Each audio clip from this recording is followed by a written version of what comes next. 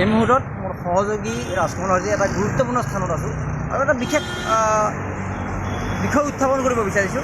আৰু মই বিষয়টো উত্থাপন কৰাৰ সমান্তৰালভাৱে মই ৰাজকুমাৰক অনুৰোধ কৰিম আমাৰ সন্মুখত থকা যি ভিজুৱেল আৰু যাৰ পৰা আমি কথাটো ক'ম এই ভিজুৱেল দেখুৱাব। প্ৰথমতে হয়, আমি এয়া দেখিছে আপোনালোকে ৰবীন্দ্ৰ ভৱন দেখিছে। যোৱা প্ৰায় ১.৫টা বছৰ ধৰি ৰবীন্দ্ৰ ভৱন বন্ধ হৈ আছে। আমি আমাৰ ওচৰত আহিবলৈ ক'ম। আৰু এই ৰবীন্দ্ৰ ভৱন বন্ধ হৈ থকাৰ ফলত আমি জানো যে গুৱাহাটী মহানগৰীত বিভিন্ন অনুষ্ঠান আয়োজনৰ ক্ষেত্ৰত নাটক হওক বা বিভিন্ন তেনেকুৱা অনুষ্ঠান হওক মূল প্ৰেক্ষাগৃহ বুলি ক'ব লাগিলে আমি ৰবীন্দ্ৰ ভৱন ক'ব লাগিব। কিন্তু অসম চৰকাৰৰ যি কামৰ নমুনা বা সাংস্কৃতিক মন্ত্ৰালয়ৰ কামৰ নমুনাৰ কাৰণে আমি ভিজুৱেল দেখাব পাম।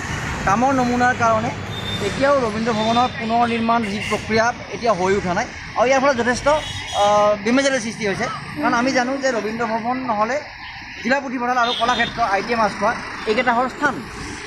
আৰু ৰবীন্দ্ৰ ভৱনৰ প্ৰেক্ষাগৃহ বন্ধ হৈ থকাৰ কাৰণে যিসকলে অনুষ্ঠান আয়োজন কৰে, সাংস্কৃতিক অনুষ্ঠান বা বিভিন্ন অনুষ্ঠান আয়োজন কৰে, তেওঁলোকৰ সমস্যাৰ সৃষ্টি হৈছে। কাৰণ বেছিভাগে দেওবাৰে অনুষ্ঠানটো ল'ব বিচাৰে। কিন্তু ৰবীন্দ্ৰ ভৱন বন্ধ হৈ থকাৰ ফলত প্ৰায়কেইটা প্ৰেক্ষাগৃহৰে যিটো দেওবাৰৰ শ্লট যিটো থাকে দেওবাৰ বন্ধ হৈ আছে।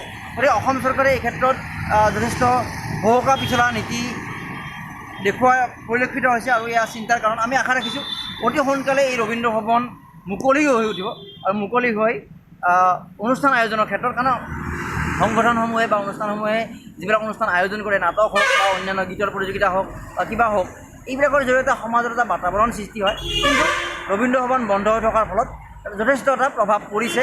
আৰু